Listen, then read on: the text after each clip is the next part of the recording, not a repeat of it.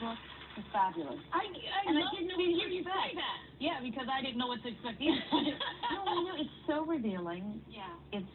I hate to use the word surprisingly, but it is very, very honest. And you used your 2012 World Tour as sort of a vehicle to explore the internal journey that you were taking during that time. Well, it's funny because when we thought about making the book, it was right after I did the tour, and the whole idea was, let's do a diary of the tour.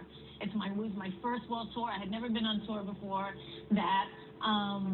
And it was just supposed to be like pictures and little anecdotes about, for the fans, for my fans. So nothing serious. Nothing serious. Yeah. But as I started putting it together, it turned into something else, because I realized that all of my songs over the years, I'm putting the show together, and what I wanted to say to people for the first time, or putting together a tour like that, like who am I? What am I doing? And at that time, I was just recently divorced from Mark, and I realized there was so much going on, and I started kind of reflecting as I was like going back to my first album and picking songs for that and putting it in there, and why I wrote that and why I sang that. And all of a sudden it just turned into something else, and I realized that I was really in a transitional time and kind of on a transformational journey into learning something that I needed to learn. So at the start of the book, it should be you're on such a high. You're at a photo shoot. You've just been named by People the most beautiful woman in the world. Yeah. You have a #1 single. You're a judge on American Idol, which is through the roof in the ratings. Right. Everything is great, and yet you're having one of the worst days of your life. Right. What was going on that none of us knew? It was, again, I was realizing that my marriage was falling apart. And the kids were only like 3 years old at the time, and it was just, the whole thing was heartbreaking. And it's so funny how life is like that sometimes, and you're having tremendous highs, and at the same time you're going through probably the worst moment of my life at that moment. But people didn't know it until you blurted it out. You said, right. Well, I was there. I was at this photo shoot, and I was sitting there, and of course things have been going on for a while. I just wasn't ready to deal with the fact that it could be over. I didn't want, that was like the worst thing in the world for me, the one thing that I would never have wanted to happen. Because this was the fairy tale marriage, right? This was the one. Yeah, so it was supposed to be. Yeah. And I had waited so long to have kids, and I finally did, and they, and I'm realizing like, oh my God, this is not right. You said, I can't be with him. Yeah.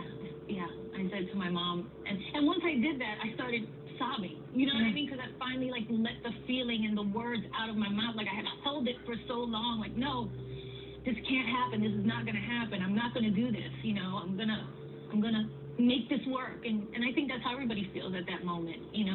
But to put it on paper was like so more terrifying than going through it. Yeah. Yeah. It was great. Now looking back, Jen, what did go wrong? A lot. It's hard to say. A lot of it is private, but at the same time, you just come to a realization like this is not the best thing for all of us, and that's what it comes down to. And when you have kids, you have to think about those things. It's not just about you anymore. It's about them. And I wanted the best situation for all of us, and I think Mark did too. And that's what we feel that we did. Yeah. Sometimes you hold a relationship together for the kids, and sometimes you need to end a relationship for the kids. Right. It was the hardest decision of my life. And when you finally told Mark, and he said, okay. Yeah. You wrote that in the book. Well, it was a long process to get to that. In a book, again, it's going to seem like it all happened so fast. It didn't. It took a long time. And a long time of both of us doing the best we could and trying the hardest we could, because we had kids and because we loved each other, and we still do, But at the end of the day, when I said it to him, I kind of wish that he would have been like, no way! But he knew it too, and he was like, okay. And I was like, okay, and that was kind of what happened. And then you decide to do this world tour. Yeah. And you say that was the right time to do it. I think in moments of crisis, you look for something to show that you can survive, or some new challenge, or some new thing that you can focus on. And at that time, I had never been on a tour, and it's something that my manager had wanted me to do for years. I mean, I had, almost 9 albums at that time, and I had never been on a world tour. But at that time, I was just like, you know what? I'm going to do this. I'm going to do this. My fans have been asking me for years, and I think I just needed it too. As much as they needed it, I needed it, and it just kind of worked out. Yeah, what did you need it for? Just to sort of... I think it was just, again, to have something to focus on, to really, you know, have a new challenge.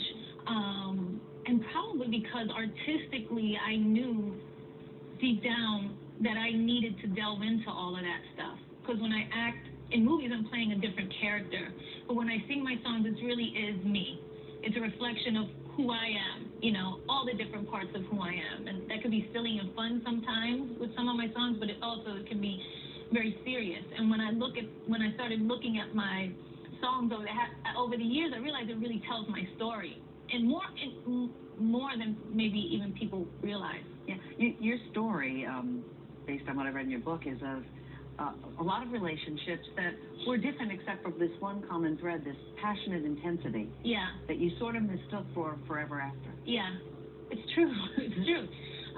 There was just this feeling of like I'm very, I think because or maybe everybody's like this, I don't know, but because I'm an artist, I feel things very deeply, and passion and kind of romance and all that kind of stuff is so exciting to me, you know. So, to all of us. Yeah, exactly. But also to me, and I was always attracted to the more intense the person was, or the more passionate they were, the more things, the way they acted with their love to me really is what attracted me a lot of times. And I realized that's not always a great thing, you know. Yeah, no, as cool as it is in the beginning, it has to sustain beyond that and be something that has real basis to it, and where real people are, you know, it can go beyond just that beginning honeymoon stage. We're going to take a break. We'll be back with more of Jennifer Lopez.